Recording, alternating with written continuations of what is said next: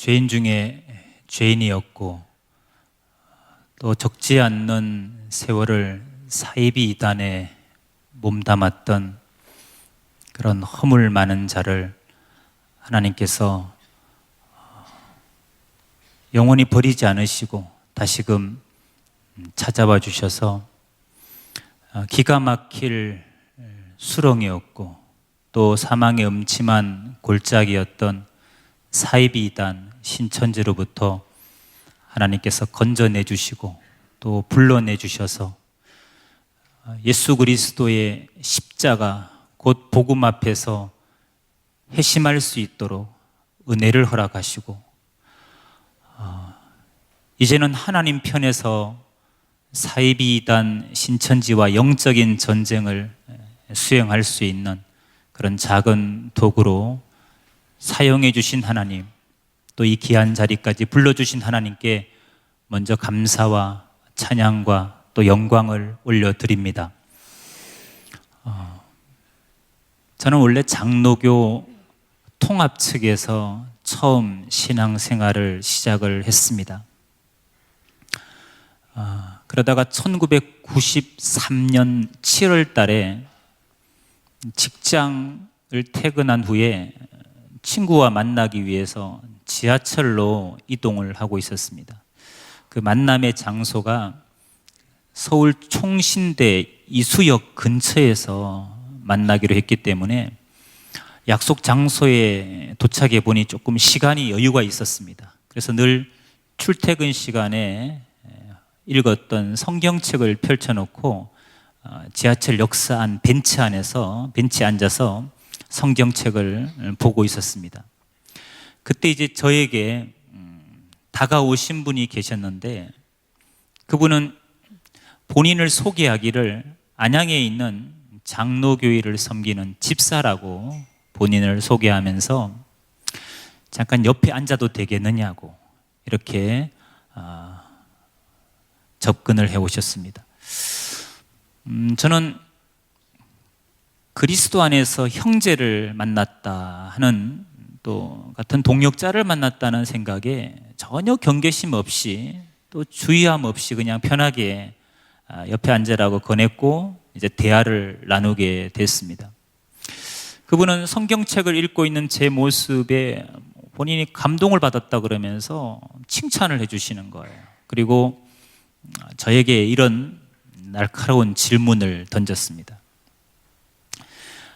시편에 보니까 하나님의 말씀이 송이꿀보다 더 달다 하는 말씀이 있고 찬송과 가사에도 달고 오묘한 그 말씀 이런 가사가 있는데 형제님은 이렇게 열심히 성경을 읽으면서 날마다 송이꿀 같은 말씀을 경험을 하십니까? 이렇게 질문을 하셨습니다. 혹 여러분에게 누가 이와 유사한 질문을 했다면 여러분은 어떻게 대답을 하시겠습니까? 여러분 날마다 성경책 읽으면서 송이꿀 같은 말씀을 경험하시죠?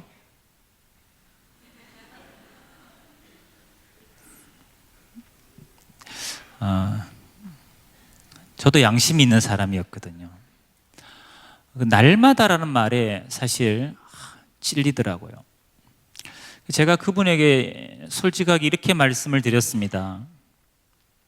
제가 성경을 읽기는 읽지만 잘 이해되고 깨달아지는 부분은 송이꿀 같기도 하지만 때로는 성경을 읽다 보면 의무적으로 읽을 때도 있고 또 읽다 보면 난해하고 어려운 부분을 대할 때는 이해가 안 되니까 답답하기도 하고 궁금하기도 하고 깨닫지 못하는 제 자신이 부끄럽기도 하고 그런 적이 한두 번이 아니라고 저는 솔직하게 제 성경관을 저의 신앙생활에 대해서 그분에게 말씀을 드렸습니다.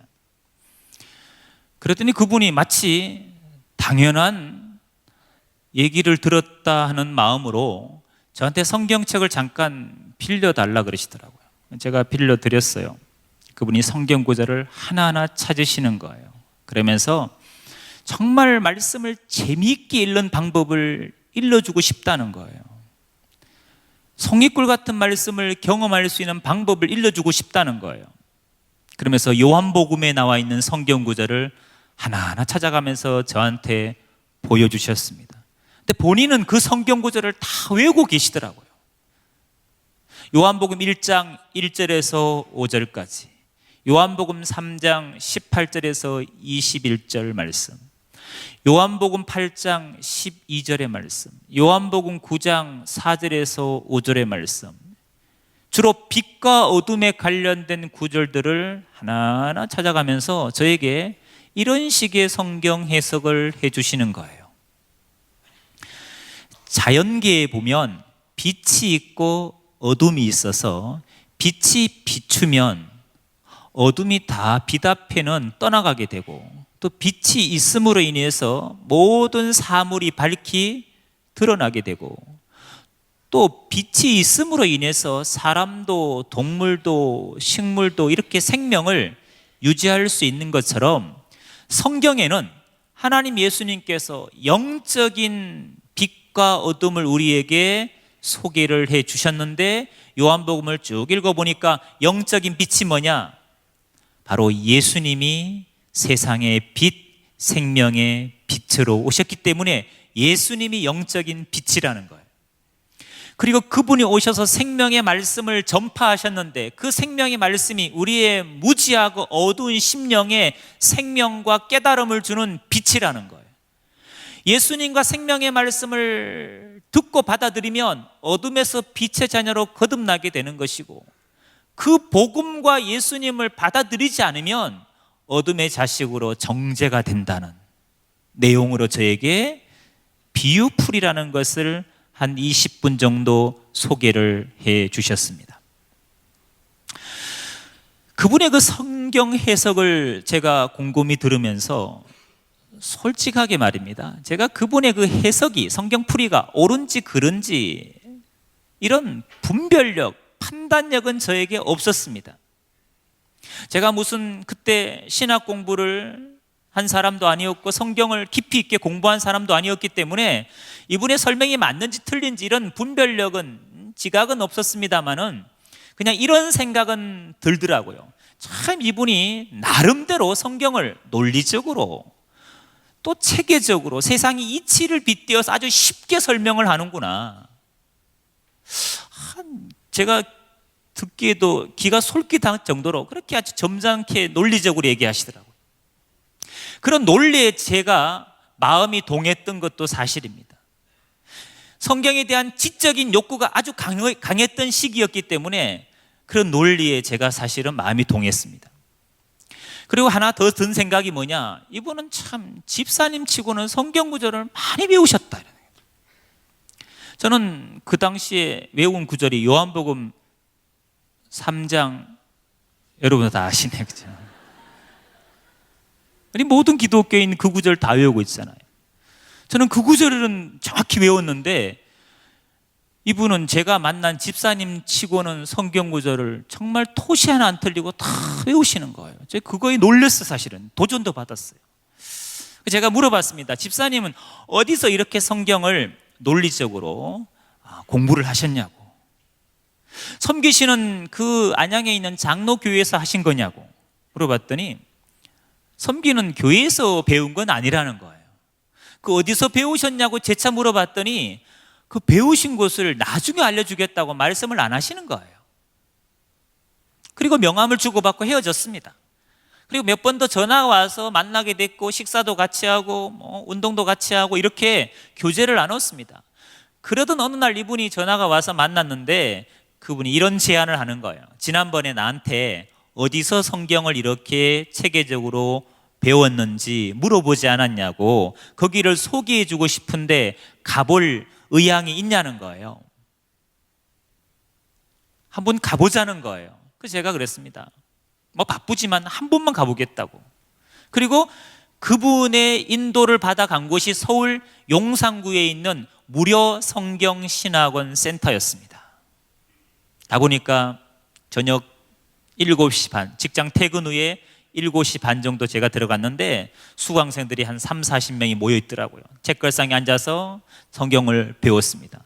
한 번 듣겠다고 하고 저는 한 번 들은 거예요. 근데 한 번 듣는데 그 성경 공부가 너무 재미있는 거예요. 그래서 강의가 끝난 다음에 제가 수강 신청서를 썼습니다. 6개월 듣기로. 한 번의 수강이 6개월로 이제 결심이 바뀐 거예요. 직장 퇴근 후에 매주 월, 화, 목, 금 일주일에 4번 공부를 시작하게 됐습니다. 근데 공부를 하면 할수록 아주 깊이 빠지더라고요. 제가요. 스폰지가 마치 물을 빨아들이듯이 깊이 빠지더라고요. 근데 2달 정도 배우고 나니까, 한 2달 정도 배우고 나니까 제 신앙이 제가 감당하지 못할 정도로 바뀌는 거예요. 정확히 말하면 제 신앙이 제가 감당하지 못할 정도로 변질돼 가는 거예요. 물론 그때는 좋은 변화라고 생각했습니다. 가장 눈에 띄게 나타난 건 뭐냐? 교회에서 예배드리는 제 자세예요. 목사님 시선을 자꾸 피하게 되더라고요. 그리고 목사님 설교 중에 자꾸 성경만 뒤적거리는 거예요. 그렇게 은혜스러웠던 목사님의 메시지가 어느 주일날은 하나도 마음에 와닿지 않았습니다. 그리고 목사님이 몰각한 목자, 사탄의 목자라고 그렇게 판단이 되는 거예요. 같이 신앙하던 지체들이요, 말씀도 모르고 비유풀이도 모르고 예언서도 모르고 계시록도 모르고 진리도 깨닫지 못한 그런 불쌍한 지체들로 판단이 되는 거예요. 제가 심적으로 너무 힘들었습니다. 괴로웠습니다. 그렇게 판단이 되고 비판이 되니까 괴롭더라고요. 그래서 제가 교회 문제로 인해서 고민을 하게 됐습니다. 내가 이 교회를 떠나야 되나? 아니면 이런 거 다 무시하고 그냥 섬겨야 되나? 이런 고민을 하게 됐습니다. 2달 정도 지나니까 그 무료 성경 신학원 센터에서 이제 강사 전도사들이 잘 따라오니까 이제 노골적으로 자기들의 본심, 흑심을 드러내는 거예요. 그들의 결론은 이거였습니다.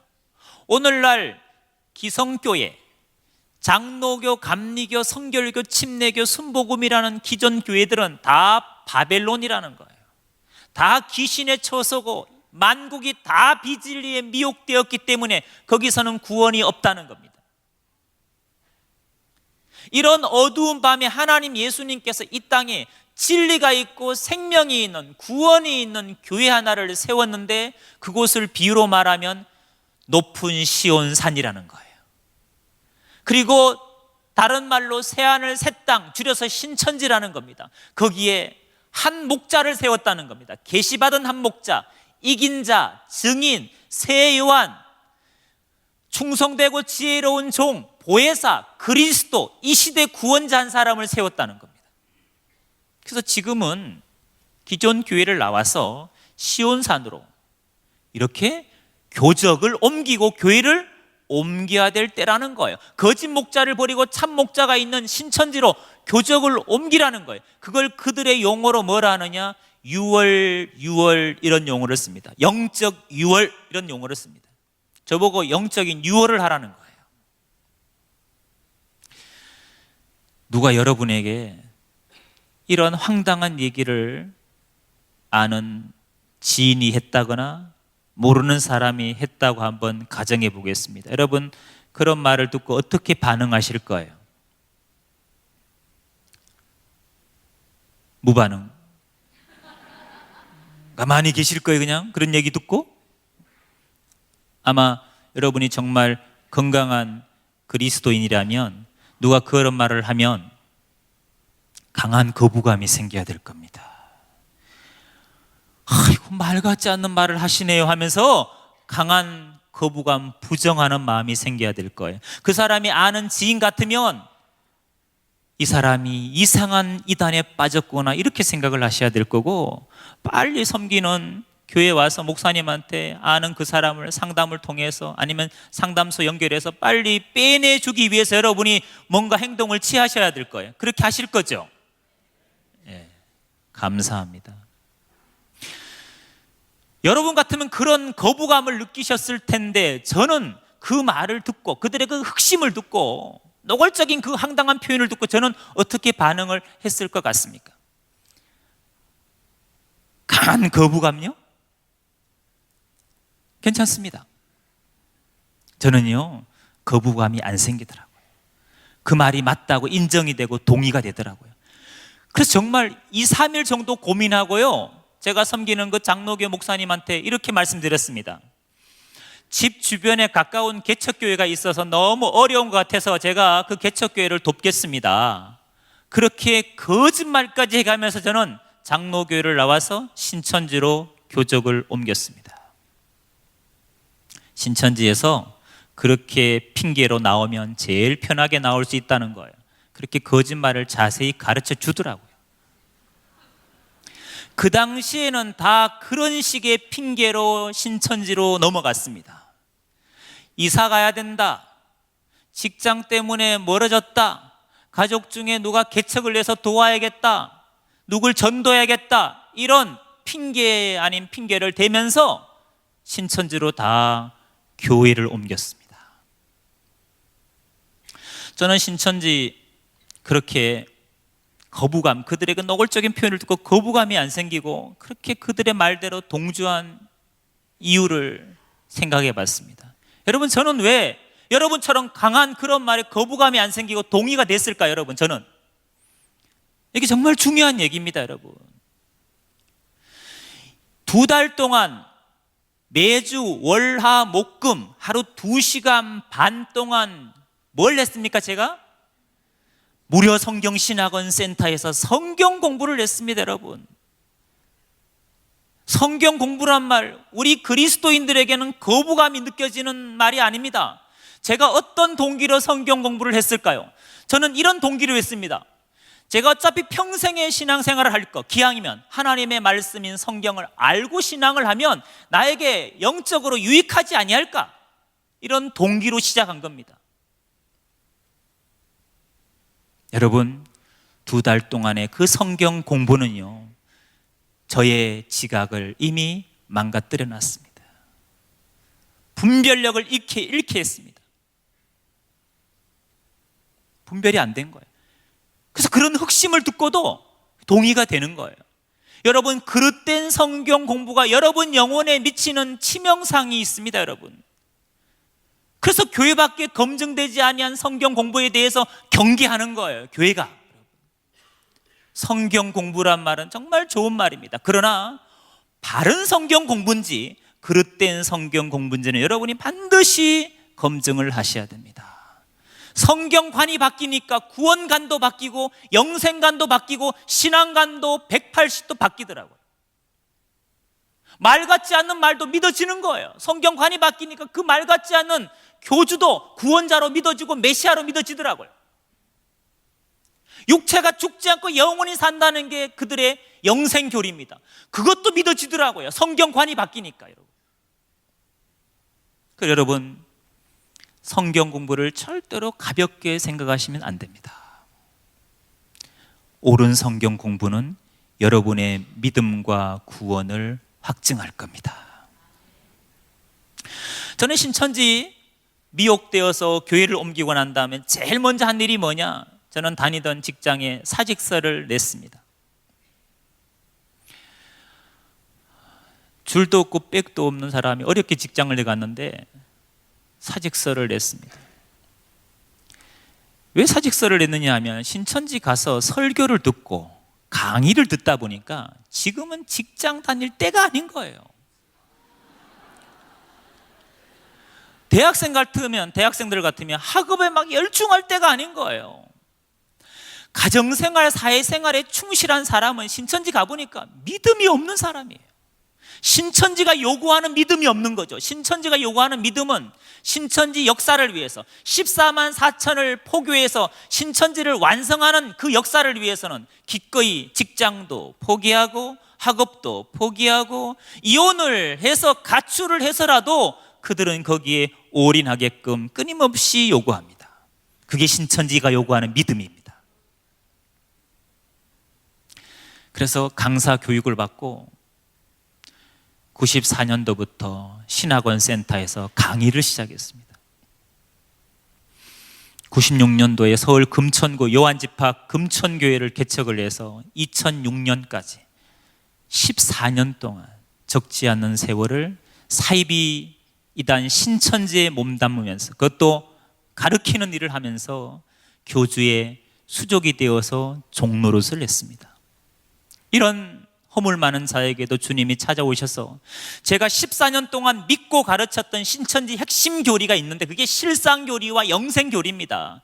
근데 그 실상교리, 영생교리가 비성경적이고 반복음적이라는 사실을 저는 14년 만에 주님의 은혜로 눈뜨게 됐습니다. 그래서 성도들 앞에 양심 선언을 하고 2006년 말에 신천지를 탈퇴하게 됐습니다.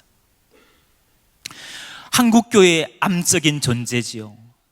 개인적으로는 영육을 피폐케 하는 조직이죠. 가정을 깨뜨리는 조직 아닙니까? 이혼을 조장하고 가출을 조장하는 이런 사이비 집단은, 이건 종교도 아니라는, 이건 사교다는 생각이 들어서 신천지와 싸움을 시작하게 됐습니다. 이 사역을 하면서 평일날은 주로 저희는 상담을 합니다. 신천지에 미혹된 사람을 대상으로 회심시키는 상담을 하고 있습니다. 이렇게 주일날은 세미나를 하지만 말입니다. 근데 이 일을 하면서 저희 이단 전문가들이, 이단 상담사들이 가장 힘들어하는 게 뭐냐? 여전히 해마다 적지 않는 그리스도인이 사이비 이단 신천지에 넘어간다는 현실입니다. 여러분, 제가 나올 때 신천지인이요, 전부 합쳐서 12지파 합쳐서 약 4만 5천 명의 인원이었습니다. 그게 23년 동안 미혹한 수예요. 근데 고작 6년 7년 만에 여러분, 신천지가 그 수를 배가시켰습니다. 작년 그들의 교인 수를 보니까 10만 2천 명입니다. 부산 경남권에는 12지파 중에 2지파가 부산 경남권을 포섭을 하고 있습니다. 신천지가.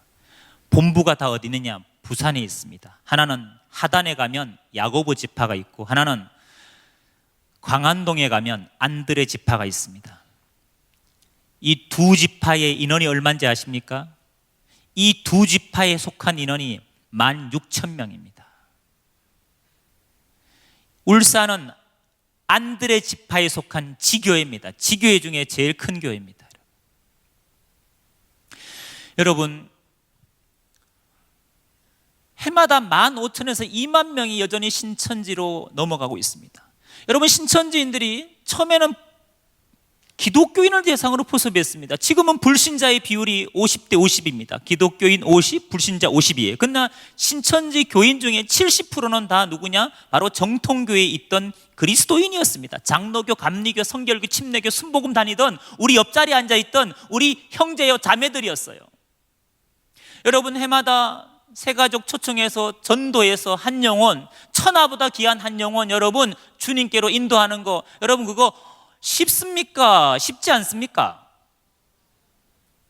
해마다 한 10대명씩 전도하시죠?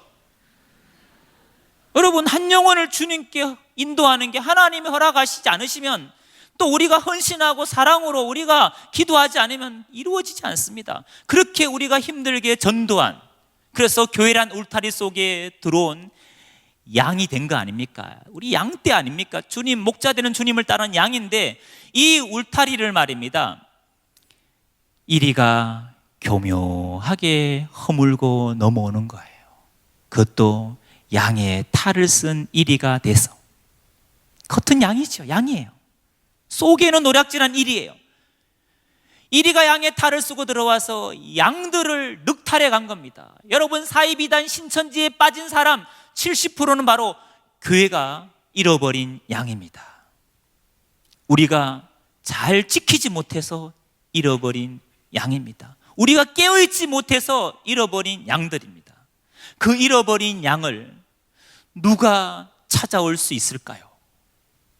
이거는 불신자들이 할 수 있는 일이 아닙니다, 여러분. 교회는요, 주님의 지상 명령을 쫓아서 복음을 전하는 일을 맡았습니다. 그래서 우리가 복음을 전하잖아요. 불신자를 신자로, 신자를 교회에서 잘 양육해서 주님의 제자로 세우는 일, 이게 우리 교회의 사명입니다. 또 하나의 사명이 있습니다. 이런 양을 찾아와야 됩니다. 사이비단에 빠진 사람이 나와 아무 관계가 없는 사람이 아니라 바로 우리가 회복시켜야 될 대상이라는 거죠. 야고보서 5장 19절 20절의 말씀처럼 말입니다. 내 형제들아, 너희 중에 미혹되어 진리를 떠난 자를, 미혹되어서 진리를 떠난 자, 진리가 예수 그리스도인데 예수 안에 왔다가 진리 안에 왔다가 진리를 떠난 자를 누가 돌아서게 하면, 너희가 할 것은 죄인을 미혹한 길에서 돌아서게 하는 자가 그 영혼을 사망에서 구원하며 허다한 죄를 덮을 것이니라. 여러분, 사이비단에 빠져 있는 사람, 우리가 기도하고 우리가 그들을 회심시켜 줘야 됩니다. 우리가 그 잃은 양을 찾아와야 됩니다. 그들은 다 우리의 친척이고 다 아는 사람들입니다. 형제입니다, 여러분. 그런 생각으로 여러분이 기도해 주시기를, 또 관심을 가져주시기를 부탁드리겠습니다.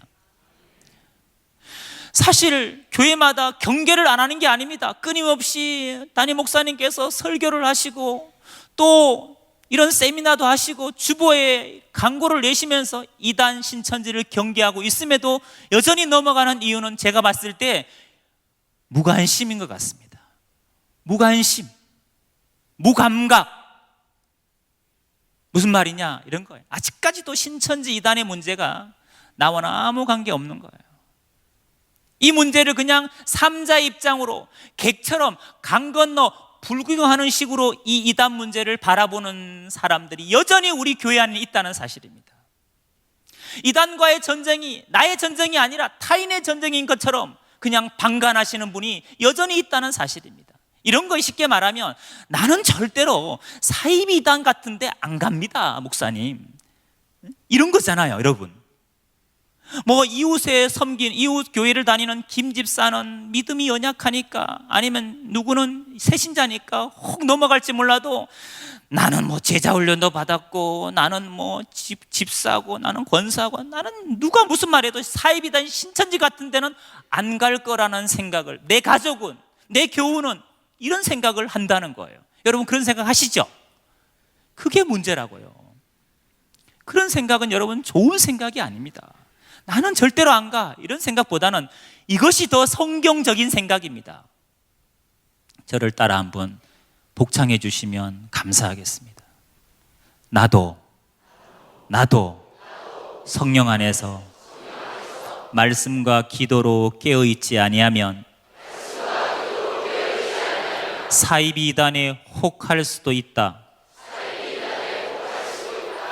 어떤 분이 저에게 이런 질문을 했습니다. 실장님, 도대체 신천지는 어떤 사람이 가요? 제가 그분에게 이렇게 말씀드렸습니다. 누구든지 갑니다. 깨어있지 않으면 누구든지 갈 수 있습니다. 누구든지 깨어있지 않으면 저들의 희생양이 될 수 있습니다. 신천지에는요, 전직 목회자도 있고요, 신천지는 전도사도 있고요, 전도사는 하도 많아 수도 못 셉니다. 장로도 있고 권사도 있고 안수집사도 있고 새신자도 있고 모태신앙도 있고 여러분 다 있습니다. 여러분 깨어있지 않으면 누구든지 갈 수 있는 것입니다. 여러분 관심을 여러분 가져주시기 바랍니다. 오늘 우리 본문의 말씀이 마태복음 24장 3절에서 5절까지 말씀이었습니다. 여러분 이 내용이 뭡니까? 예수님이 감람산에 계실 때 제자들이 종용이 와서 주님께 질문을 했습니다. 어느 때 이런 일이 있겠사오며 주의 임하신가 세상 끝에는 무슨 징조가 있사오리까? 주의 임하신가 세상 끝에 징조를 제자들이 예수님께 물어본 거예요. 예수님의 첫 답변이 여러분 뭡니까? 난리 난다는 겁니까? 기근 지진이었습니까?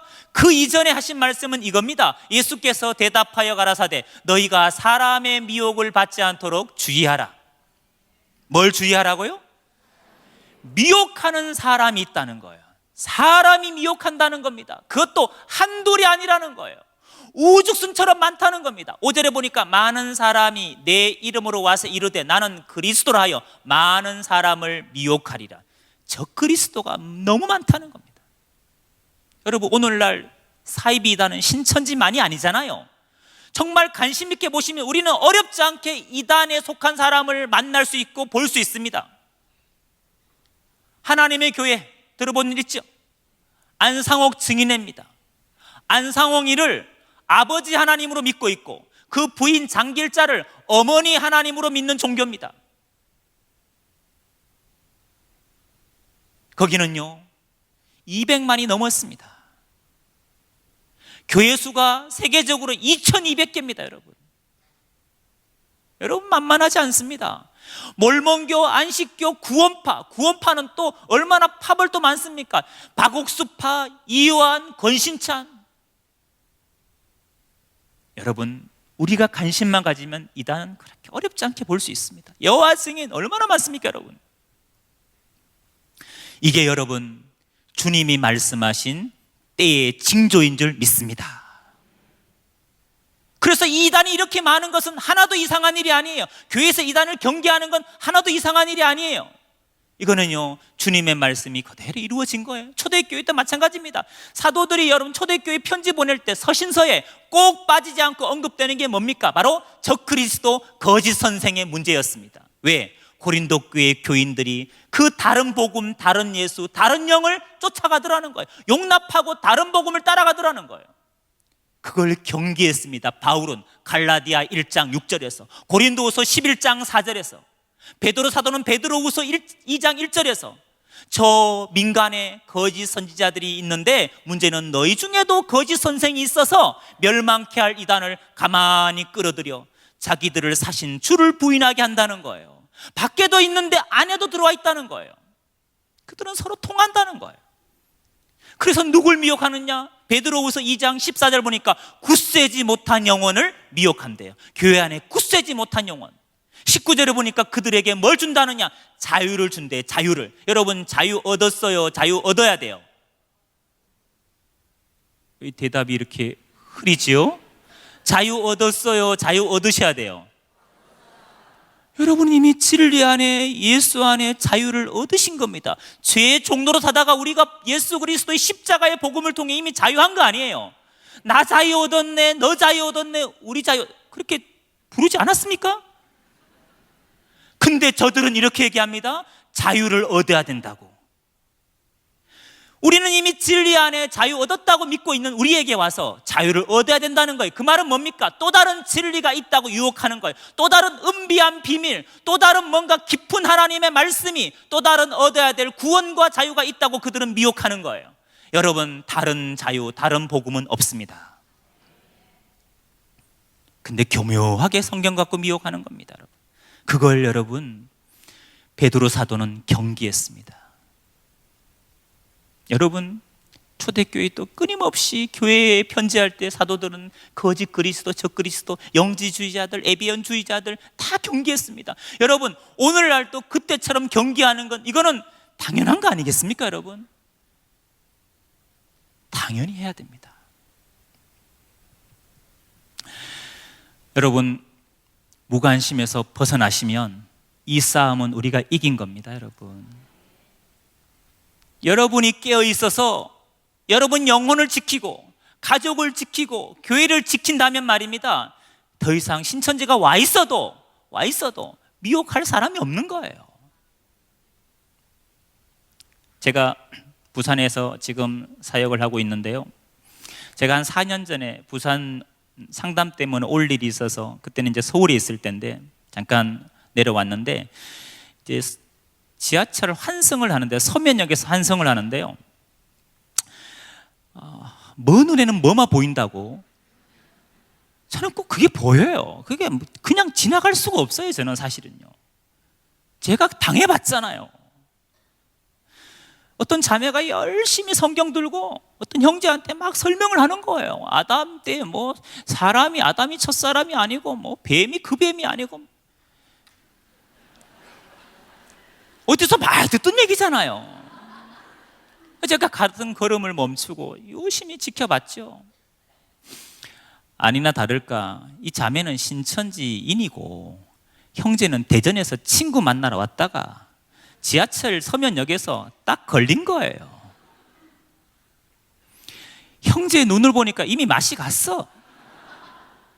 이미 호흡해서 자기 전화번호 적어주고 그러고 있는 거예요, 여러분. 그래서 제가 그 형제한테 그랬어요. 형제님, 방금 만난 저 자매는 신천지인이라고. 지금 이건 신천지 성경 교리, 신천지 미혹 교리에 걸리신 거라고. 이렇게 신천지들이 미혹한다는 걸 교회에 섬기는 교회에서 못 들어봤냐고 제가 말씀드렸더니 한 번도 못 들어봤다는 거예요. 한 번도 말 안 한 교회도 있다는 얘기입니까? 아니, 말했는데 기억을 못 하는 걸까요? 자기 문제 아니니까 관심도 안 가진 거죠. 얘기 안 하셨겠어요, 목사님들이? 여러분,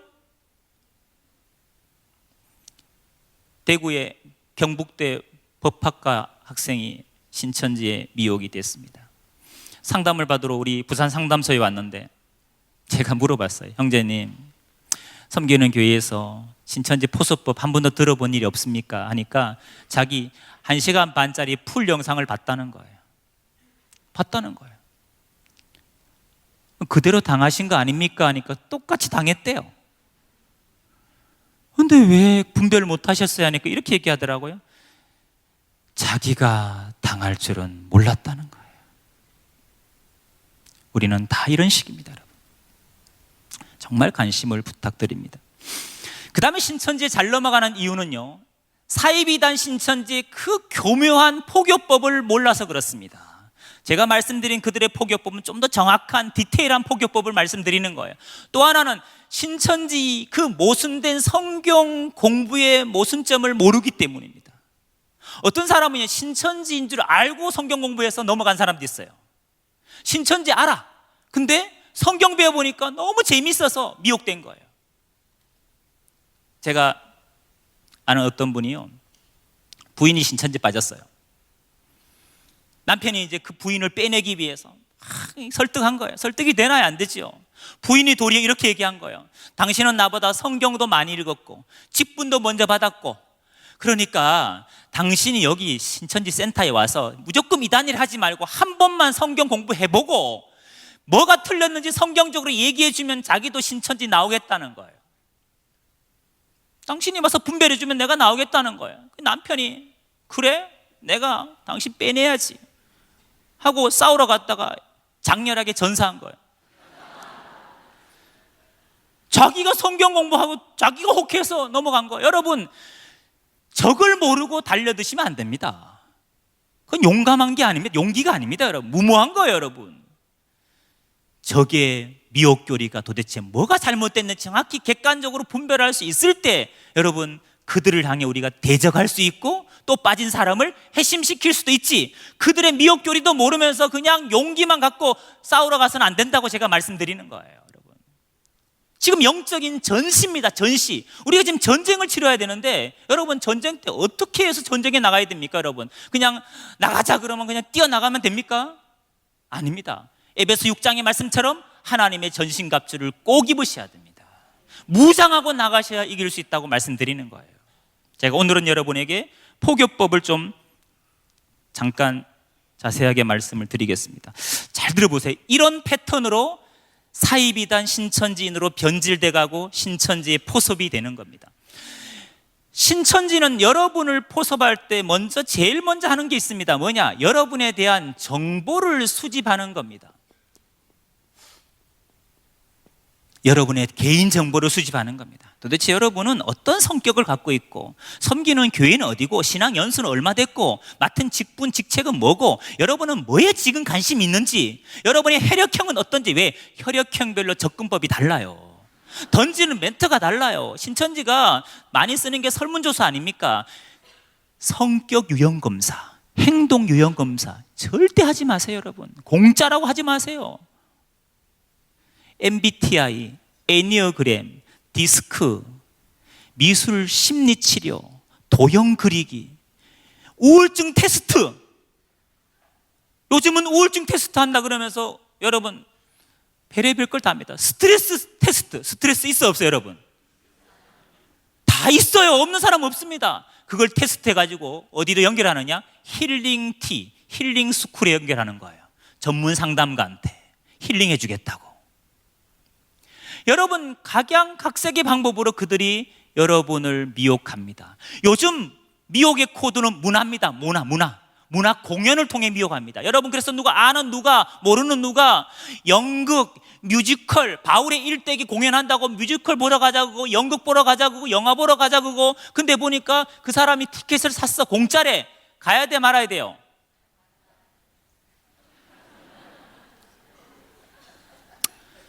여러분, 지금 부산의 모 대학의 뮤지컬 학과에 저희는 10명 정도가 신천지인이라고 명단을 받고 교수님한테 의뢰를 했더니 그게 기독교 대학입니다.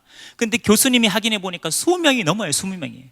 그 뮤지컬 학과의 그 선후배 관계 속에서, 친구 관계 속에서 다 포섭이 된 거예요, 여러분. 모 대학의 연극 영화과 5, 6명이 미혹됐고, 여러분. 그들이 그런 인재들을 미혹해서 뭐 하느냐? 연극 공연을 하는 거예요, 여러분. 그러니 프로처럼 잘하죠. 교수님이 여쭤보니까 다 똘똘하고 잘하는 친구들이래요. 그런 애들이 다 넘어간 거예요, 여러분. 여러분의 정보를 먼저 수집합니다. 정보 수집은 가장 많은 방법이 이겁니다. 여러분이 아는 누가 신천지에 미혹됐다고 가정합시다. 그 한 사람을 앉혀놓고 신천지인은 뭐 하느냐? 그 사람과 관계된 모든 지인, 단 기독교인 먼저 모든 지인들의 개인 정보를 조사하는 겁니다. 이름부터 해서 핸드폰 번호부터 해서, 요즘은 카톡에 다 떠요, 안 떠요? 여러분, 모르는 사람이 전화하고 아는 척하고, 여러분 기독교인 사칭하고 정말 조심하셔야 됩니다, 여러분. 그 미혹된 사람을 통해 모든 가족과 친척과 같이 신앙했던 교우들, 친구들, 그들의 개인 신상을 다 조사하는 거예요. 특별히 그 사람의 기도 제목, 그 사람의 최근에 뭐에 관심이 꽂혀 있는지, 이런 관심사를 파악해서 그들은 계획을 세웁니다.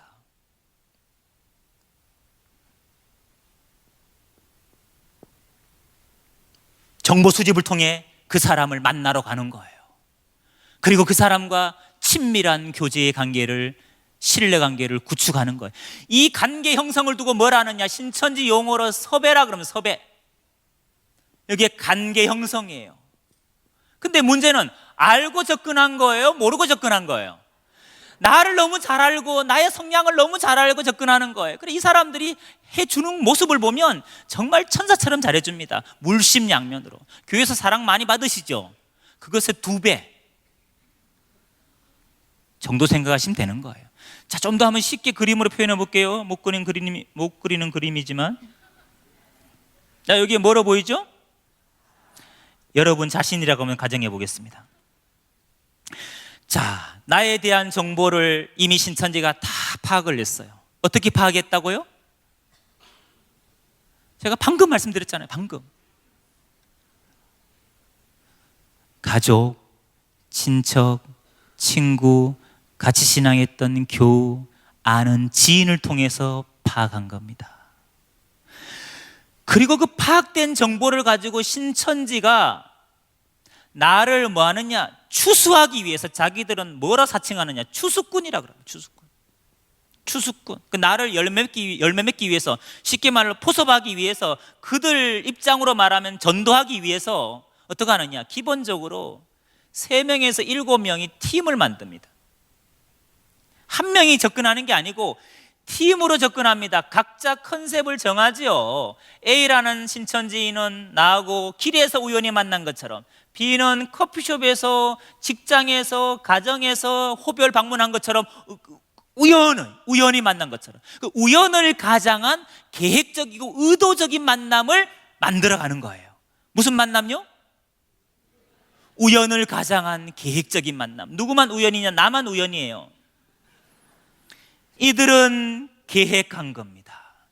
우리 신앙인들은 누구를 우연히 만났다고 생각을 잘 안 해요. 다 하나님이 계획하시고 섭리하셨다고 생각하잖아요. 이런 우리 생각을 그들이 알까요, 모를까요? 알아요. 그래서 나도 곧 우연이 아니라 하나님의 계획으로 받아들이게 돼 있고, 그들은 그렇게 유도를 해요. 근데 이게 하나님이 계획한 게 아니고 신천지인들이 여러분을 포섭하려고 작당을 한 거죠, 사실은.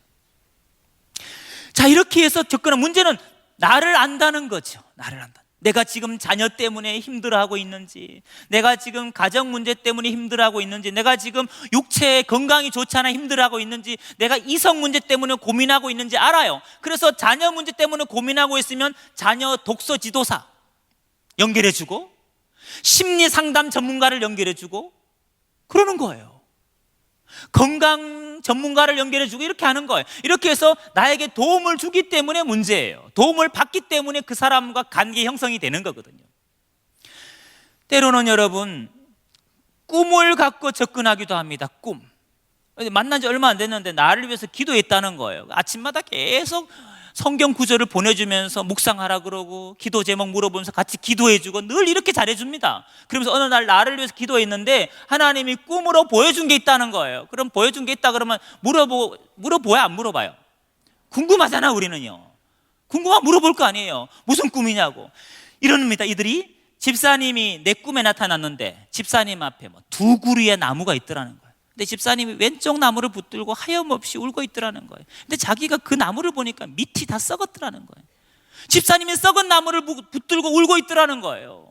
옆에는 아주 건강하고 쌩쌩한 나무가 있는데 그거는 쳐다보지도 않고 그런 꿈 얘기를 하면서 이렇게 해몽을 하는 거예요. 집사님, 곰곰이 한번 생각해 보라고. 지금 영적으로 집사님 뭔가 선택을 함에 있어서 행여나 잘못 선택한 게 있는지 없는지, 그 문제 때문에 자녀가 지금 저렇게 성격적으로 문제가 생겼고, 자녀가 공부를 안 하고 남편이 저렇게 뭐 하고, 이런 식으로 문제를 만들어 가는 거예요.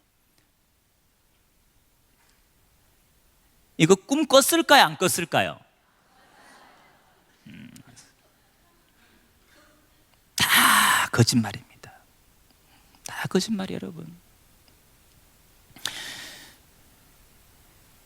어떤 권사님은 제가 이 꿈 얘기하니까 자기가 만난 누가 있는데 이런 꿈이 아니더라는 거예요. 다른 꿈이더라는 거예요. 그분은 신천지가 아니지요? 이렇게 물어보니 저한테 제가 깜짝 놀랐습니다. 야, 하나만 가르치면 하나만 기억하는구나. 야, 이렇게 사람이 지각이 없구나. 어차피 거짓말인데 꿈의 레파토리는 다양하겠죠? 그럽니다, 여러분. 여러분, 우연히 여러분이 커피숍에서 식당에서 밥을 먹는데 누가 다가와서 여러분에게 이렇게 질문했다 합시다. 혹시 교회 다니시지 않냐고, 혹시 집사님 아니냐고 이렇게 얘기했다 합시다. 그럼 여러분 어떻게 대답하세요? 나 어제까지만 다녔다 그럽니까? 교회 다닌다 그러죠? 예, 당연히 얘기하지 우리는. 그럼 그들이 이렇게 얘기합니다. 아, 역시 그러셨군요. 그럼 물어보죠. 뭐가요? 그럼 자기 신앙 간증을 하는 거예요. 자기가 막 경험한 은사를 얘기하고 이러면서, 제가 커피를 마시다가 밥을 먹다가 집사님이 딱 여기 앉은 모습을 무심코 딱 봤는데 그때 하나님께서 저에게 강한 메시지를 주셨다는 거예요. 자기는 몇 년 전에 이런 체험을 했는데 그때 받은 은사가 예언의 은사와 투시 은사를 받았다는 거예요. 선물로 하나님께. 근데 집사님을 보는 순간 하나님이 강한 메시지를 줬다는 거예요.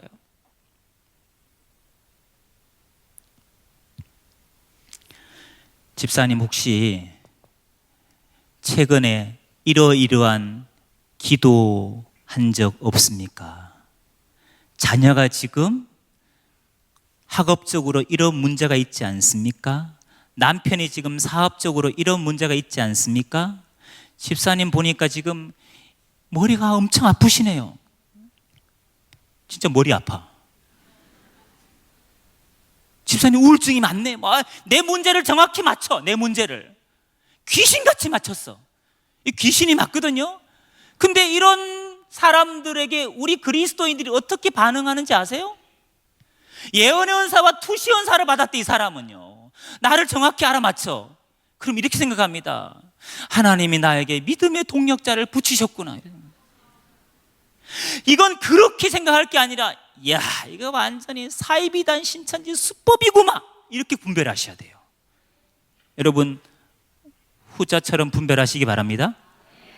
신천지 수법입니다. 근데 우리는 연약하다 보니까 그들의 은사와 그들의 믿음, 그들의 신앙을 뭐 하느냐? 의존하는 거예요.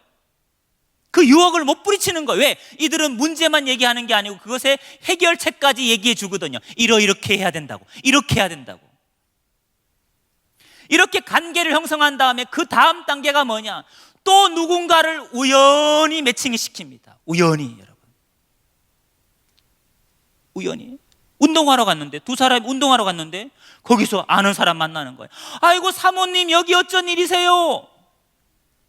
둘이 운동하러 가는데 우연히 운동하는 데서 만난 거예요. 이 사람이 하는 말이 사모님 여기 어쩐 일이시냐고, 선교사님 여기 어쩐 일이시냐고. 그럼 선교사가 또 이럽니다. 아, 제가 가나에 선교하다가 안식년을 맞아서 들어왔습니다.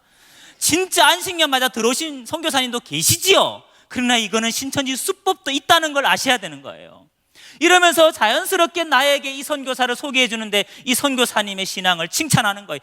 이분 대단하신 분이라는 거예요. 나한테 하는 얘기가 내가 영적으로 너무 힘들어서 교회도 나가기 싫고 예수도 믿기 싫고 나중에 우울증까지 와서 자살하고 싶었을 때 어느 분 소개로 이 사모님 선교사님 만나서 기도받고 내가 영적으로 회복됐다는 거예요. 우리 남편이 그렇게 예수 믿는 걸 핍박하더니만 선교사님 소개해서 기도받더니 남편이 예수님을 영접하게 됐다는 거예요. 우리 가정이 축복의 통로가 됐다는 거예요. 이 선교사님 기도의 능력자라는 거예요. 집사님도 자녀 문제 있으니까 내가 선교사님 소개해 줄 테니까 기도 한번 받아보라는 거예요. 기도 받고 싶어 안 받고 싶어요? 목사님 받지 마시라 그러잖아요. 주보에다가 강구하시잖아. 받지 마시라고. 이런 식의 매칭이라고요. 매칭이 벌써 보이지 않습니까 여러분? 여러분 이렇게 해서 큐티를 하자 그러고 성경이 읽어지네 프로그램을 하자 그러고 다 도용하고 사칭하는 겁니다. 또 무슨 나라와 민족을 위해서 기도하자 그러고 성경 통독하자고 이렇게 자연스럽게 뭐 하느냐? 성경 공부로 유도하는 걸 두고 뭐라 하느냐? 바로 복음방이라 그럽니다. 자, 한번 복음방 해볼까? 복음방. 이게 뭐냐? 개인적으로 하는 성경 공부입니다. 집이나 사무실이나 스터디룸 같은 데 빌려가지고 공간이 있으면 거기 모여서 뭐 하느냐? 두세 사람이 모여서 성경 공부를 하는 거예요. 경성대, 부산 경성대 앞에 가니까 노래방이 있다가 안 돼서 이사를 갔어요. 노래방 건물을 그대로 얘들이 신천지인들이 들어가서 그걸 임대해가지고 거기다가 노래방 안은 뭐가 잘 돼 있습니까? 노래방은 방이 칸칸이 돼 있죠. 방음이 잘 돼 있죠. 거기 인테리어만 조금 수정해가지고 거기서 뭐 하느냐? 칸칸이 방마다 복음방을 하고 있는 거예요. 그 노래방 이름이 외부에는 뭐냐? 째꼬리 노래방이에요. 째꼬리 노래방. 겉은 째꼬리 노래방에 들어가 보면 뭐냐? 신천지 복음방이에요. 동래구 온천동에 가면요 1층이 시저스 노래방입니다. 문 열고 들어가면 신천지 센터예요. 위장교회 차려놓고 대한예수교 장로의 수정교회, 대한예수교 장로의 섬기는 교회, 대한예수교 장로의 행복한 교회, 각양 장로교 4층에서 그들이 위장교회를 만들어 놓고 호시탐탐 노리고 있습니다. 여러분. 이렇게 해서 개인 성경 공부를 통해서 신천지 교리를 이제 맛을 들이는 겁니다. 물론 신천지라는 거 밝힐까요? 안 밝힐까요? 여러분이 가만히 보니까 다 수법이 신천지야. 그래서 혹시 집사님 신천지지? 선교사님 신천지시죠? 이렇게 여러분이 분별했다 합시다. 그럼 그들이 어떻게 나올 것 같습니까? 아이고 집사님, 권사님 눈치도 빠르시니 어떻게 하셨어? 이럴까요? 절대 그렇지 않습니다. 여러분 신천지인들은요 특징이 있습니다. 여러분을 포섭하고 미혹할 때 신천지인의 특징을 꼭 기억하셔야 됩니다. 신천지는 거짓말과 연기력이 빼어납니다. 따라합시다. 신천지는 거짓말과 연기력이 탁월하다. 하는 말마다 거짓말입니다. 여러분이 신천지라는 걸 분별하고 얘기해도 그들은 자기가 철저히 아니라고 얘기합니다. 그리고 이런 말을 많이 합니다. 성경적으로 잘못된 게 뭐가 있냐고, 성경적으로 틀린 게 뭐가 있냐고, 성경적으로 틀려야 이단이 아니냐, 이런 식으로 나옵니다. 여러분. 그 다음에 신천지가 이렇게 개인 복음방을 할 때, 훌륭한 선교사나 사모를 통해 성경 공부를 할 때 그들은 이런 말을 많이 합니다. 이거 철저히 비밀을 지켜야 된다고, 이거 숨겨야 되고 이거 감춰야 된다는 거예요. 누구한테 숨기고 감추고 비밀을 지키라 그럴까요? 목사님, 교회 식구들, 그리고 가족들, 친구들에게 철저히 비밀을 지키라 그럽니다. 그걸 그들 용어로 입막음이라, 입막음. 입조심 시킵니다.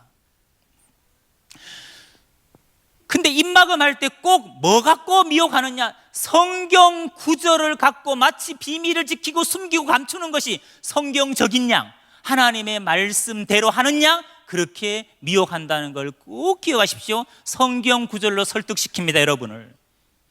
이런 말이 있어요. 잠언서 12장 23절 보면, 슬기로운 자는 지식을 감추어 두어도 미련한 마음은 미련한 것을 전파한다고. 슬기로운 자 되실래요? 미련한 사람들을 물어보는 거예요. 슬기로운 자는 지식을 감춘다는 거예요. 마태 13장 44절 인용하면서, 천국은 마치 밭에 감춘 보화 같은데 이를 발견한 후에는 숨겨두고, 보화를 발견하면 숨겨두라고 주님이 가르쳤다는 거예요. 내 소유가 됐을 때, 밭을 사서 내 소유가 됐을 때 자랑해야지, 발견했다고 자랑하면 사단 마귀가 와서 빼앗아 간다는 거예요. 절대로 말하면 안 된다는 거예요. 사단 마귀 해방을 받는다는 거예요. 이렇게 여러분을 성경 구절로 설득합니다. 여러분 눈빛을 보면서 설득 당했느냐 안 당했느냐 끊임없이 체크하면서 미혹합니다. 이렇게 해도 막 의심의 눈초리하면 또 미가설을 찾습니다. 너희는 이웃도 믿지 말고 친구도 의지하지 말고 품 안에 있는 여인에게도 입의 문을 삼가라고. 믿고 말하지 말라는 거예요. 절대로 한 입을 쓰고 있는 가족들에게도 입 조심해라는 거예요. 입의 문을 삼가라 그랬지 않냐 이거예요. 이게 하나님이 주신 지혜라는 거예요. 여러분, 이렇게 성경 구절로 설득하면 거기는 100% 신천지입니다, 여러분. 아전 인수격으로 성경을 해석해서, 그릇 해석해서 여러분의 지각을 망가뜨리는 거예요. 그 다음에 삼자와 매칭하는 것이 복음방의 특징입니다. 관계 맺은 사람이 성경 가르치는 게 아니라 훌륭한 누구를 소개해서 복음방을 가르치려면 복음방 교사 자격증 최소한 상급이 있어야 됩니다. 그 자격증이 있는 신천지인이 개인적으로 성경을 가르칠 수 있는 거예요. 그래서 삼자와 매칭할 수밖에 없는 겁니다.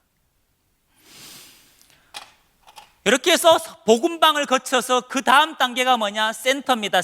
센터는 신천지 정규 과정 코스입니다. 여기는 훈련된 전문 강사들이 미혹하는 것입니다. 일주일에 4번 갑니다. 월화 목금 4번, 수요일 토요일은 보강 특강하고 일주일에 4번 5번은 가야 되는 거예요. 그것도 하루에 2시간에서 3시간 수업을 받습니다. 그리고 이게 오전반이 있고요, 오후반이 있고 저녁반, 하루 3타임 아니면 2타임은 동일한 강의가 있습니다. 하루 3타임 2타임이 동일한 강의가 있습니다. 그리고 이걸 6개월에서 8개월 동안 배워야 된다고 얘기하고, 이 센터에 가면요 특징이 있습니다. 앞에 큰 흑칠판이 걸려 있습니다. 들어가 보면 딱 보여요. 여기는 강의실이에요. 강의실 가면 센터는 강의실입니다. 50명, 100명, 150명이 책걸상에 앉아서 공부하는데 앞에 단상에 큰 흑칠판이 있다고요. 성경은 반드시 개역 한글만 고집합니다. 개역 개정 절대로 안 봅니다. 왜? 개역 한글을 봐야 자기 교리와 맞거든요. 그리고 강사의 강의가 끝나면 전도사들이 분반 모임을 하면서 그날 배운 걸 암기하게 하고 프린트물을 내주면서 내일까지 외우라고 그러고 그 다음날 시험까지 보면서 기억하게 합니다. 또 배운 걸 스피치를 시켜가면서 그걸 세뇌시켜가는 겁니다. 이게 센터 과정입니다. 자, 근데 이 복음방에서 센터 넘어갈 때 꼭 거치는 단계가 뭐냐?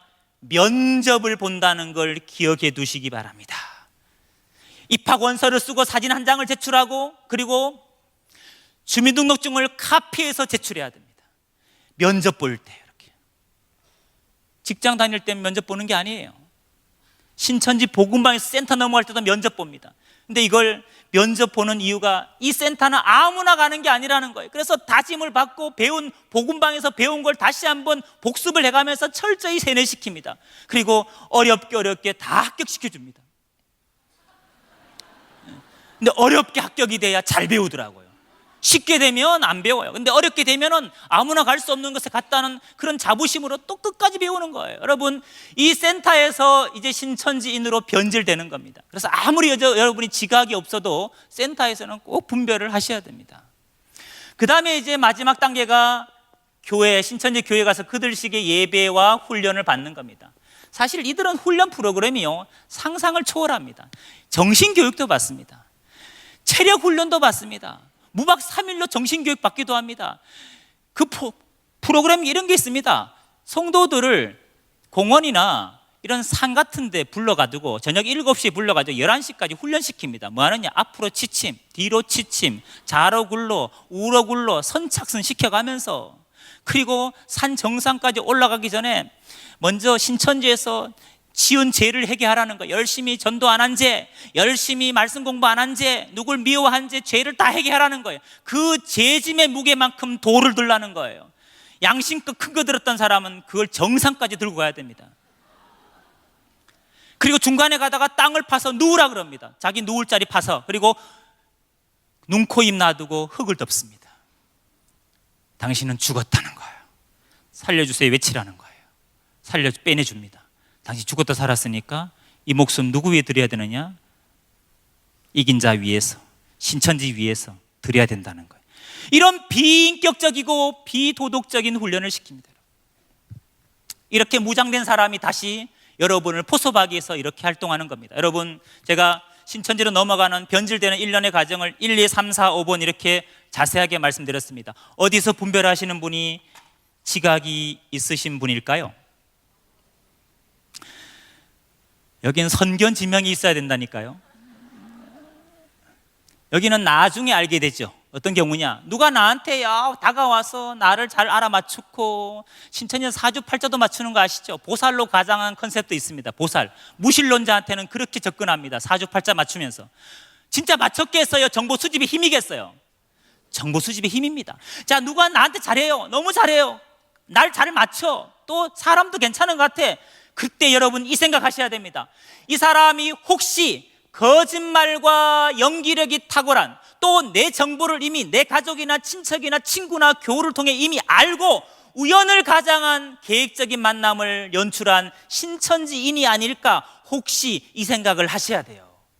근데 아니야 다를까, 재밌게 같이 등산도 하고 밥도 먹고 재밌게 지냈는데 어느 날 우연히 누군가를 연결했어. 그래서 성경 공부하고 기도 모임 하재, 교회 밖에서 어떤 신앙의 모임을 하재요. 그렇게 제안을 받았으면 그것은 혹시가 아닙니다. 뭐예요? 역시입니다. 역시. 그리고 비밀 지키라 그러고 삼자 매칭했잖아. 이건 신천지 복음방이 틀림없습니다. 여기서는 분별했으면 좋겠습니다. 근데 혹시라고 생각 못하면 역시 분별 못하는 거 아시죠? 그래, 여러분 아무리 여러분 귀가 얇고 보이스피싱도 몇 번 속아보고 이런 분 있잖아요. 아무리 그래도 여러분 이 이단 문제는 다른 거예요. 여러분 영혼과 가정을 파괴하기 때문에 그런 문제하고 다른 거예요. 그런데 면접 봤다 그러면 정신이 번쩍 들어야 되는 거예요. 그리고 가보니까 칠판이 있어. 이거는 말할 것도 없는 거예요. 신천지예요. 그때는 빨리 여러분, 그들이 무슨 말로 여러분 설득하더라도 보따리 사가지고 냉정하게 끊고 섬기는 교회 와서 숨기지 마세요. 여기 가서 공부한 거 죄가 아닙니다. 숨기지 마시고 다 상담을 통해 해소를 하셔야 되고요. 또 이런 언행과 행동을 하는 사람이 있으면, 말하는 사람이, 미혹하는 사람이 있으면 정말 그 영혼을 사랑한다면 빨리 목사님하고 상담해서 더 깊이 중독되기 전에 회복시켜 줘야 될 줄로 믿습니다. 여러분, 지금은 영적으로 전시라고, 평시가 아닌 전시라고 말씀드렸습니다. 여러분 영혼을 스스로 지킬 수 있는 힘이 있어야 됩니다. 꼭 이 영적인 싸움에서 승리하시기를 주님의 이름으로 부탁을 드리면서 강의를 마치겠습니다. 감사합니다.